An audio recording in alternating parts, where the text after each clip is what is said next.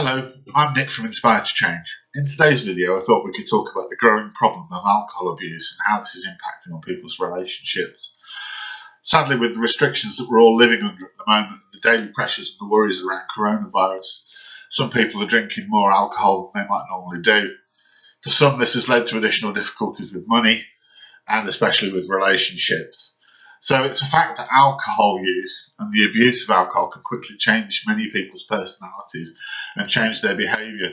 And quite often arguments over trivial things can escalate quite quickly into something more violent. It might not surprise many people to learn that something between 60 and 70% of couples who have reported physical altercations also report that they were under the influence of alcohol at the time.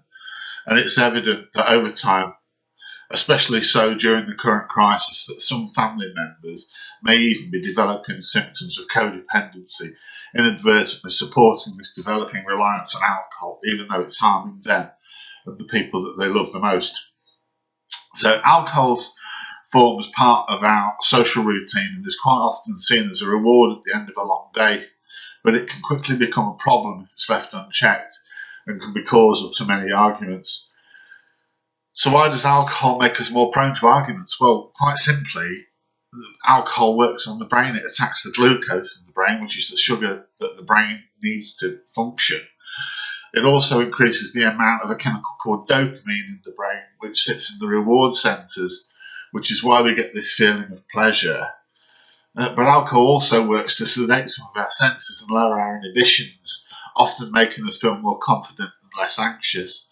Some people may have heard of the old expression Dutch courage. I think this is probably where it has come from.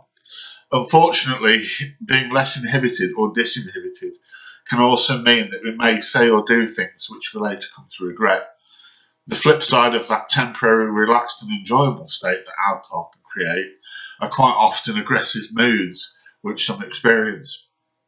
These tend to appear in behaviours when people have literally had too much to drink.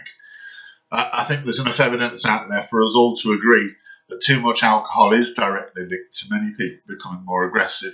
So it's not surprising that people are more likely to argue after they've drank alcohol.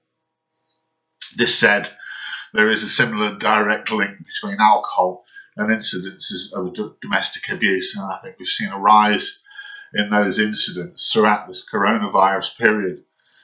So as a probation worker and as somebody that's worked in courts for many years, I've seen many cases come through where alcohol has been the cause, or at least caused an exacerbating situation and problems in relationships. It's evident that arguing a lot when you're drunk often reveals underlying problems in your relationships, but quite often alcohol becomes a scapegoat and it's used as a bit of an excuse for poor behaviour. Alcohol doesn't assault people, ultimately. People assault people. To say that alcohol is to blame isn't really true. And the reality is that we all have choices. And if we drink too much, that drinking too much is our fault. We need to own that and do something about it. So most of us work really hard during the week. So we give ourselves permission to let our hair down at the weekends, have a few drinks with family and friends. Some even drink to excess or binge at the weekends, and this excessive drinking is often what causes problems for people. In our work as key workers, we quite often ask people, do you drink? How much do you drink? And often people say, no, we don't drink. But when you start to listen to people and what they're saying about the reality, it's often quite a different outcome, and that people can hear the power of their own words and realise actually they do probably drink more than they thought they did, especially now again. So I suppose this video is for those people who want to try and fix their relationships, and it's for those people who want to stop this current trend of increasing drinking and drinking more than normal. So if alcohol is affecting a relationship, you've really got to find some time where you can sit down with your partner or a family member and talk freely. Quite often the day after a binge is a good time, but please make sure that everybody's sober when you sit down to talk. If you think your partner's drinking too much, it's important not to get too critical over them. Instead, it might be better to say, why don't we try and stop drinking together? Then you can both motivate one another and take responsibility together to try and address the problem. or you might want to just ask your partner if they want you to tell them when their drinking becomes a concern for you. It really is up to you how you address it, but you've got to find some way of doing it that isn't critical, in a way that people can receive the information and do something with it. Even if you start talking about health, if we think about health and the risks that alcohol presents, and think about how we can try and keep these to a lower level, there are recommendations out there, government guidance, that suggest that we don't drink more than 14 units a week on a regular basis. And if you think you are drinking more or up to 14 units a week, then you need to think about how you're spreading that out over a period of days and have some drink-free days perhaps. If you want to cut down on the amount you drink, a good thing to do is to start unit counting. So I've talked about 14 units, but what does this actually mean? So one unit is the equivalent to 10 millilitres of pure alcohol. But because alcoholic drinks come in different strengths and sizes, one of the really good ways that you can work through this is to understand that no one drink has the same amount of alcohol in it.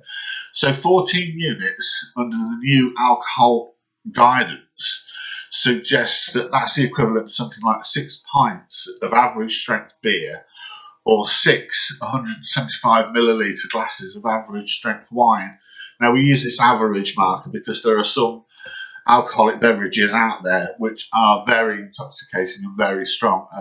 There are charts available that you need to look at those on and check those independently.